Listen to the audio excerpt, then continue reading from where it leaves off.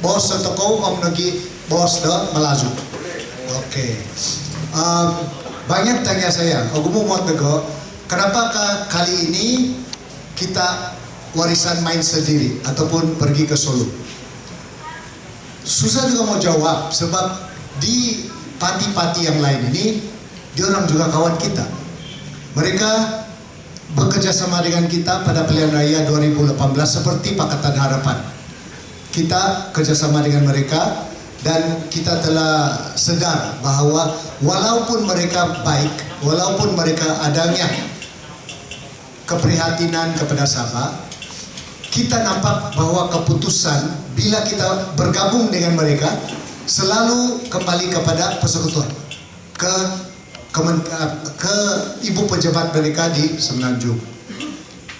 Now, I saw what Sarawak has done. Kita nampak apa Sarawak sudah berjaya menunjuk dan memberikan kita kebaikan bila kita membuat keputusan sendiri.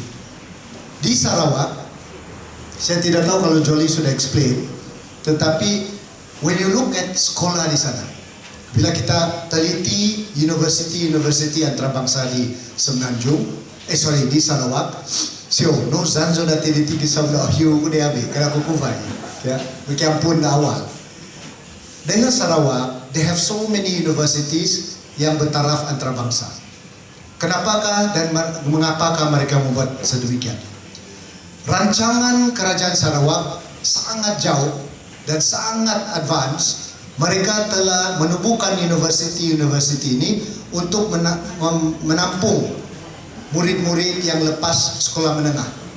Perswangon dihad International University di Sarawak supaya giva di teknologi advancement as well as kemahiran giva guguno ada keupayaan yang mereka perlu di Sarawak dalam industri-industri yang mereka bina di Sarawak. 2 hari lepas, kalau kamu ada baca, Sarawak pada hari ini telah mengumumkan suatu syarikat penerbangan Sarawak. They will start operating, I think, end of the year. Now, how did Sarawak do that? Sarawak also mengumumkan 1 minggu lalu, Petros Sarawak, syarikat minyak dan gas Sarawak adalah syarikat yang ketiga terkaya di Persekutuan Malaysia. How did they do that? Kita juga ada baca 1 bulan lalu pengumuman Perdana Sarawak, the Chief Minister equivalent, bahawa Sarawak telah menemukan 5 international colleges ataupun 5 international schools di Sarawak. Now, how did they do that? Dan kenapakah mereka telah membuat demikian? Di Sarawak mereka tahu tiada parti-parti dari Semenanjung dalam kerajaan Sarawak. So, dalam fikiran orang Sarawak, Sarawak must come first. All the decision must be for Sarawak first. Bila Ketua Menteri Sarawak ataupun Perdana Sarawak membuat keputusan, keputusan itu hanya dibuat di Sarawak dan untuk orang Sarawak. So, mereka membinakan keuangan, mereka membinakan industri, supaya murid-murid yang habis sekolah akan adanya pekerjaan di Sarawak. So that is first in their mind. Di Sabah pula, we want to build the same thing. Kerajaan ini pun ingin membuat yang sama. Hanya Hajiji datang daripada parti Semenanjung. Bung pun dari parti Semenanjung. Ada parti lokal sama dia orang, dari PBS, dari PBRS dan STAR. Tapi mereka tidak dapat membuat keputusan tanpa persetujuan daripada Parti Muhyiddin dan Parti Si Zahid. That is where kita terbantut. Is that the right word dalam bahasa? Kita terbantut. Kita terus stuck di sana. Jangan kita cakap mereka tidak fikir pasal Sabah. Hanya mereka berbelah hati. Semasa mereka fikir pasal Sabah, mereka terpaksa juga mengikut kepimpinan di Semenanjung. Di Semenanjung pula, we must juga admire mereka. Sebab mereka sendiri fikir pasal orang Semenanjung dulu daripada Sabah. Kalau kamu, just take for example, kalau kamu orang Kuala Lumpur dan kamu dilahir dan membesar di Kuala Lumpur, Bukankah kamu pikir pasal Kuala Lumpur dulu daripada tempat lain? Mereka ini kita toko. Bila kita pergi ke luar Sabah, Omu toko, kalau kita terdengar seorang di Kuala Lumpur kah, ataupun di Australia kah, ataupun di Singapura yang cakap kopi Vosian, terus on siko kita. Kita tahu orang kita. And we will sit with that person, we will talk with that person, and exchange kita punya experience di tempat itu. So, kita sudah build satu premis.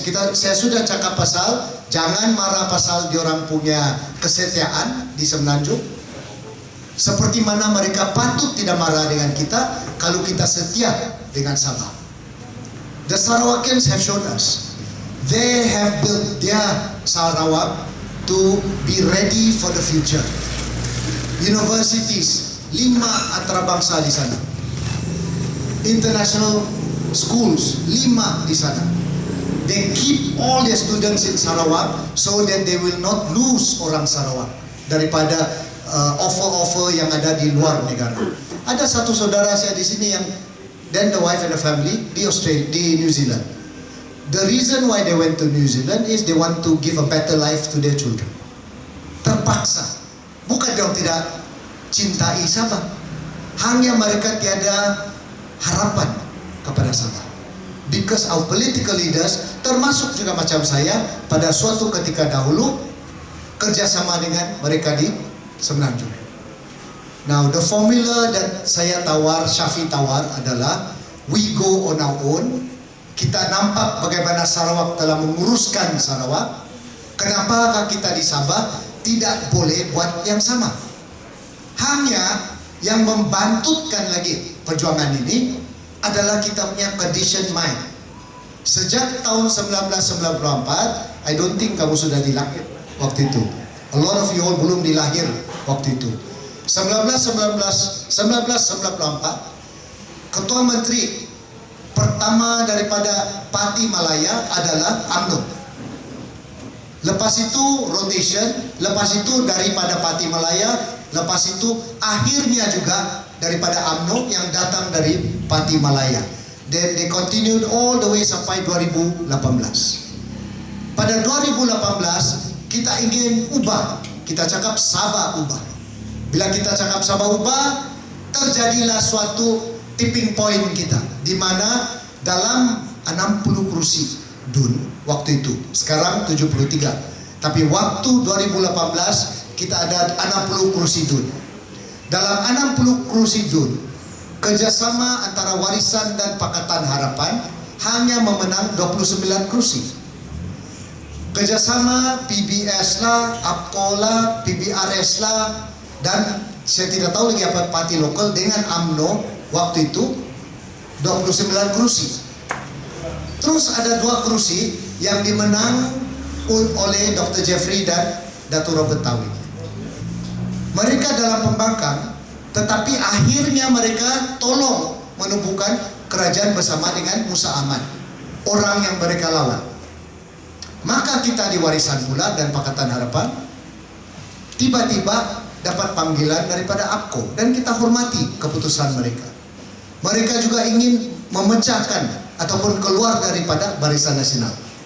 Dan pada itu kita menubuhkan kerajaan Warisan plus PH plus APCO.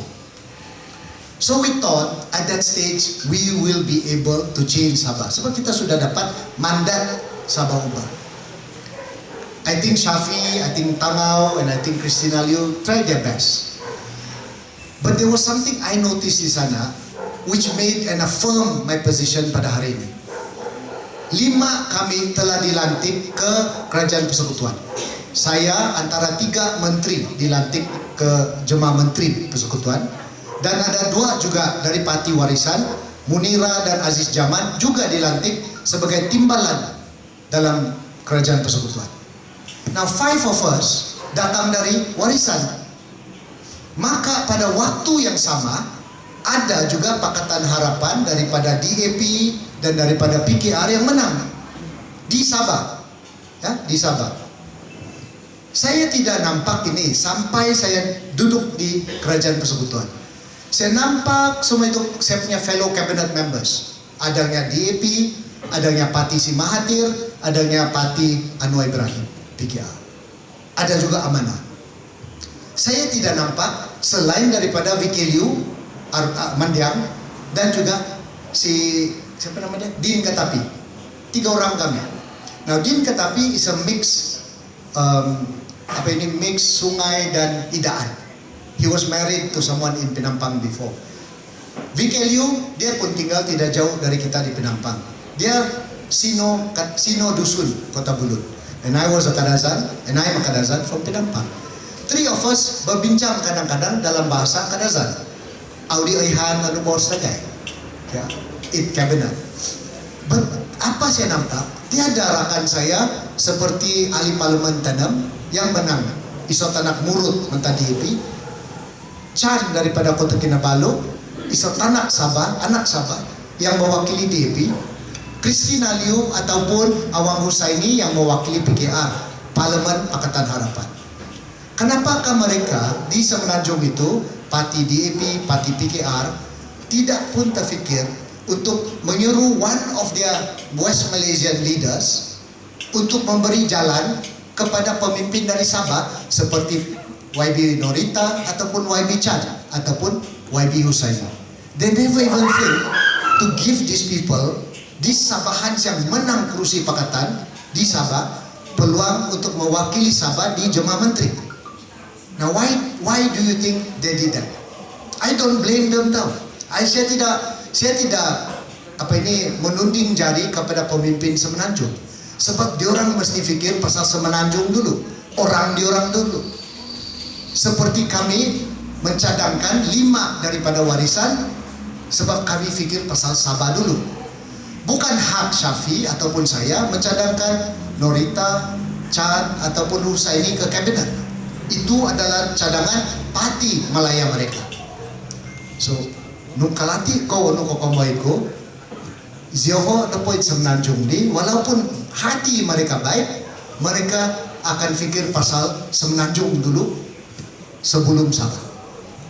Now how and why we must do this? Kenapakah kita mesti reset balik di mana kita ada keyakinan, adanya confidence kita bahawa sesiapa saja akan memerlukan number parlimen di Sabah, kita yang menentukan siapa akan jadi kerajaan persekutuan yang akan datang. Now, that formula, ini formula datang daripada Sarawak. It came from Sarawak. Selepas langkah Sheraton kita teliti 19 MP daripada Sarawak menentukan siapa jadi Perdana Menteri melalui langkah Sheraton. 19 MP dari Sarawak. Sebab bila mereka menyokong Muhyiddin sebagai Perdana Menteri, Muhyiddin hanya ada 3 majority.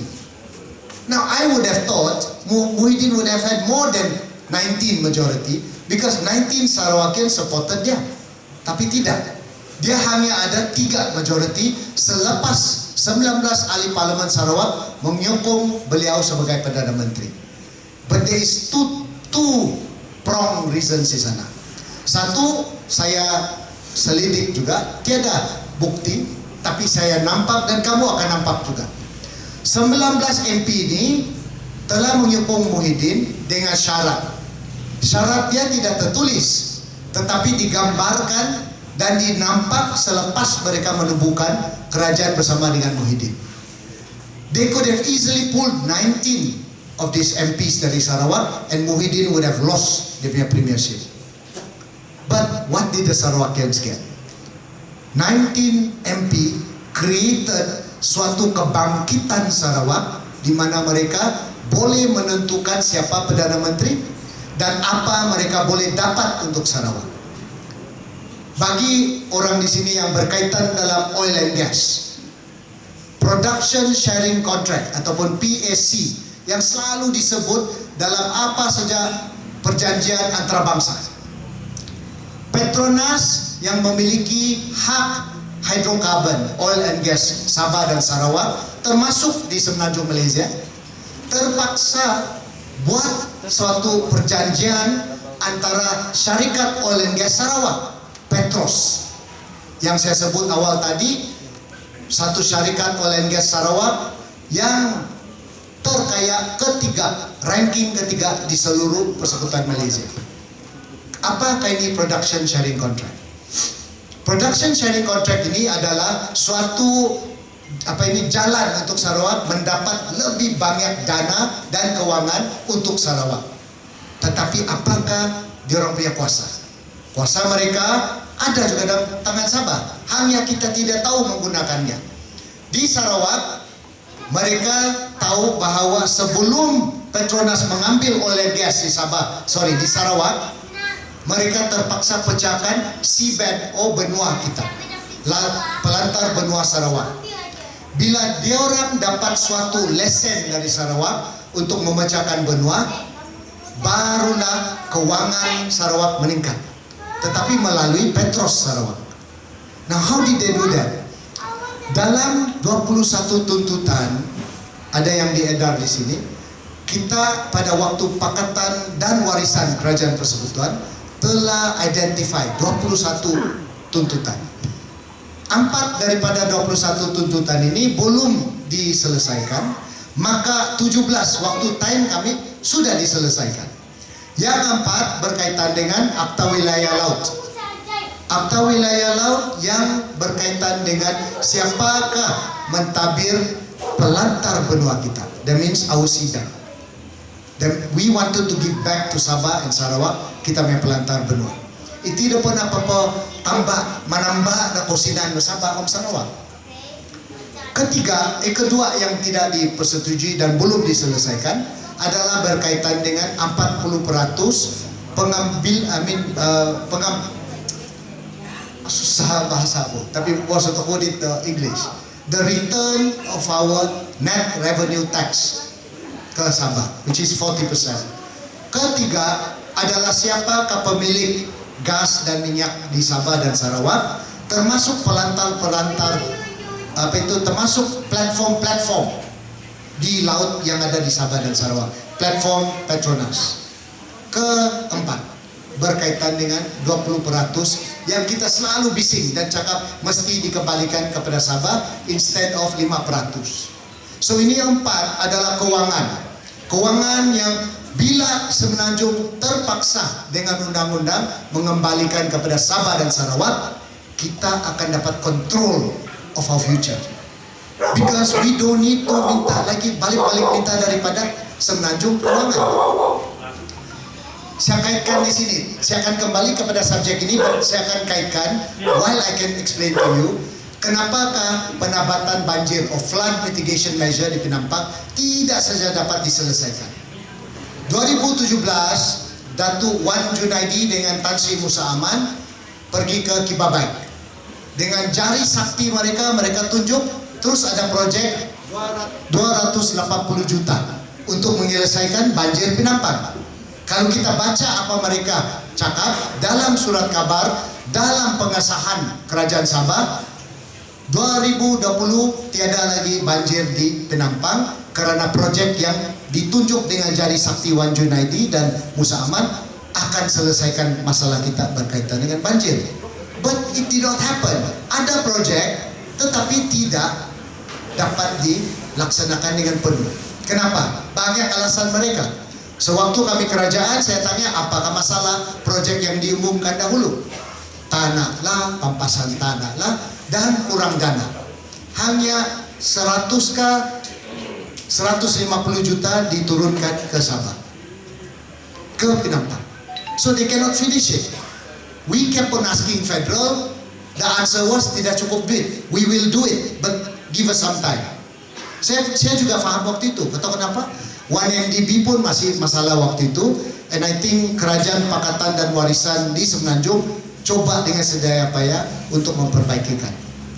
But at the same time, they were announcing juga projek seperti fiberization ataupun connectivity internet di seluruh Malaysia dengan harga 6 bilion. Now, we wanted only 400 million extra.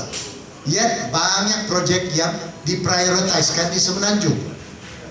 I give you another one. LRT di Semenanjung berapa budgetnya? 50.1 bilion.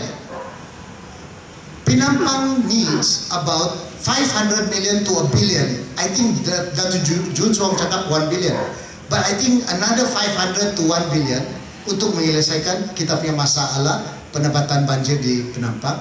Because we are interconnected dengan Putatan, dengan Kota Kinabalu, dengan Inanam, yang semua pun dilanda banjir. Now, kita hilang kerajaan Februari 2020. Kita juga hilang kerajaan negeri September 2020. Dr. Jeffrey memasuki sebagai Menteri Timbalan Ketua Menteri dan Menteri yang bertanggung jawab atas banjir. Bila banjir terjadi di Sugud Kodo, dia umumkan 9 juta. Lepas itu 12 juta untuk memulihkan keadaan di Sugud, termasuk pendapatan banjir di Sugud. Baik, dan kita mesti hormati. Tetapi waktu masa yang sama, beliau juga telah mengumumkan Penampang needs another 2 to 300 or 400 million untuk melaksanakan keseluruhan pendapatan banjir di Penampang. I think kamu ada baca semua ini. So pada Julai 2022, sebagai ahli parlimen Penampang, sebab saya selalu diberikan teguran, message, onu memang anu, kenapakah kami banjir di Penampang? Kenapakah Daryl tidak buat penyelesaian banjir di Penampang? Kita minta penjelasan daripada menteri, kementerian yang bertanggung jawab atas banjir seluruh Malaysia. Dia umum pada saya, pada 1 Januari 2023 akannya jadi satu lagi projek pendapatan banjir di Penampang, 500 juta. So we keep on getting sikit, sikit, dan sikit. Maka di Pahang diumumkan 1,6 bilion projek pendapatan banjir. Kalau saya tak salah ada tambahan lagi, another 2 or 3 billion bagi Pahang, bagi Klang Valley. So dari situ we saw something. Maybe bukan semua akan setuju dengan kita, but ada peluang di mana kita boleh mencontohi apa Sarawak sudah buat. Pakatan, Perikatan, Parti Mahathir termasuk Barisan Nasional. Semua ada nafsu mau jadi Perdana Menteri. Zahid ataupun Ismail Sabri kita tidak tahu, tapi ada nafsu mau jadi Perdana Menteri di Barisan Nasional. Perikatan Nasional pula ada Muhyiddin, ada juga mungkin Hadi Awang. We don't know. Dalam GTA, Mahathir bilang saya tak mau, tapi kau percaya dia, tetap dia juga mau. Di Pakatan Harapan, baik, mereka satu saja calon Perdana Menteri, Anwar Ibrahim. So orang tanya saya, Daryl, why is Warisan not focus? Why is Warisan tidak mau kerjasama dengan either one of them? Because orang yang sukung BN akan tuduh kami kerjasama dengan Pakatan. Orang yang sukung Pakatan akan tuduh kami bekerjasama dengan BN. Orang yang tidak suka Pakatan dan BN ataupun Mahathir akan cakap kita akan kerjasama dengan PN. Bagi kita, it is not like that. We want to be like Sarawak. We offer orang Sabah suatu reset bagi Sabah, yaitu semua kerusi Sabah kami tanding. Kita harap kita dapat 20 muka, kalau baiknya 25, and the worst 15. Sebab when we have that number of seat, wujudnya suatu blok Sabah, wujudnya suatu warisan di Sabah, di mana kita boleh menunjuk kepada Sarawak, we have almost become like Sarawak. Because there is no Malaya Party dalam kerajaan Sarawak. There is no Malaya Party yang berani tanding seperti Pakatan Harapan di Sarawak. And I think they're gonna finish off Pakatan di Sarawak. I believe so lah. Maybe 2 kursi, 3 kursi Pakatan boleh menang di Sarawak. Because the Sarawakians put Sarawakian first. Walaupun calon Pakatan di Sabah, calon BN, calon PN, calon Mahathir di Sabah adalah orang Sabah, seperti calon Pakatan, calon PN di Sarawak adalah anak Sarawak. They just cannot agree to a Malaya Party being in control of Sarawak.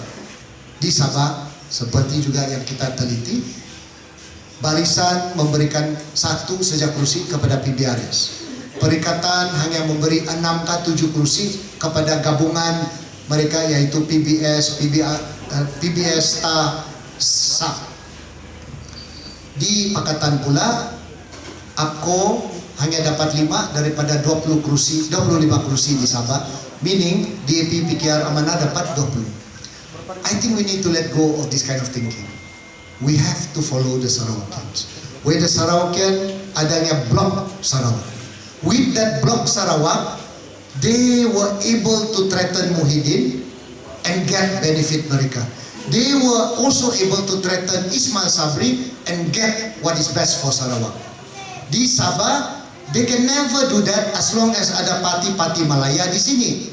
Remember, like I said, keputusan masih di Semenanjung bagi parti-parti Malaya, walaupun anak watan Sabah calon mereka.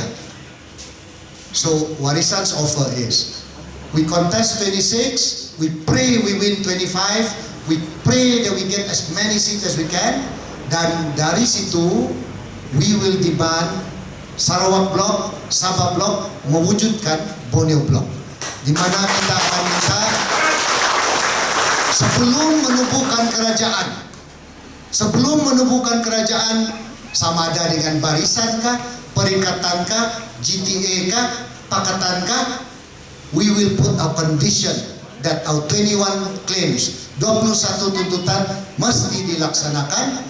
Patut tidak ada kleptokrat dalam kerajaan. Kes-kes mahkamah yang sedang berjalan tidak boleh dihentikan. And most important, orang yang dikajang itu tidak boleh dimaafkan. Nah, ini juga macam orang bilang kita runding. Ini bukan runding, ini syarat kita. Yang cakap runding itu tidak pernah ada confidence.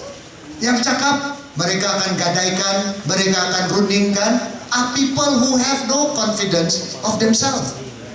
Mereka setuju tanding 1 kursi, mereka setuju 5 kursi, mereka setuju 2 kursi. It tells you they have no confidence. You must have confidence that you are able to win. Whether you can win or not, it is all up to the people. But dengan syarat ini, we have many pickings lah. Okay? Banyak pilihan kita. Cobalah kalau semua diorang menerima tawaran kita. We will still not immediately kawin dengan mereka. Megani kita bawa merisik. We check and check and check. Don't rush into marriage. You have to find out. Okay, digului sebaiknya. Love was beautiful. But today, no matter how in love you are, you get married, terus ada masalah. Because you did not plan that marriage. Tidak bincang pasal bagaimana kita adanya uang pekerjaan dan uang. Membeli rumah, memohi kulita, dan sekian. In forming a government, you have to be even more smarter and more delicate and more precise. Kita mahu kita punya syarat ini. Kita mahu kita punya syarat itu. We don't rush into it. Because kalau mereka perlu sokongan dari kita, arti itu mereka tiada number. They need Sabah and Sarawak. Silap-silap orang Sarawak akan sisip satu nama jadi Perdana Menteri. Tapi saya juga tidak diskaun, kita juga akan coba sisip orang dari Sabah. Itu terpulang kepada persetujuan antara Sabah Blok, Sarawak Blok, akhirnya Borneo Blok. At the same time, kenapakah kita sungguh confident? Malaya Parti sini di Semenanjung ada 165 kursi. Ada 4 ke 5 calon Perdana Menteri mereka, setiap parti. I don't think they can easily work together. Bagi saya lah, and I hope I'm wrong, but I don't think they can easily work together. Sebab Tatap Zahid ataupun Ismail Sabri mau jadi Perdana Menteri kalau ada gabungan parti-parti di Semenanjung. Tatap Muhyiddin pun mau jadi Perdana Menteri kalau ada gabungan di Semenanjung. Tatap Anwar pun mau minta jadi Perdana Menteri kalau ada gabungan di Semenanjung, dan juga mungkin Mahathir. So they will always be about themselves first. But because of that nafsu, I don't think they can work together. I hope they don't work together. Tetapi saya nampak satu saja cara mereka kerjasama, yaitu atas ketuanan mereka. You have to admit, you can hear Zahid talking about ketuanan Melayu dia. You can hear Muhyiddin also talking about ketuanan dia. Hadi talking about ketuanan dia. Apalagi Mahathir.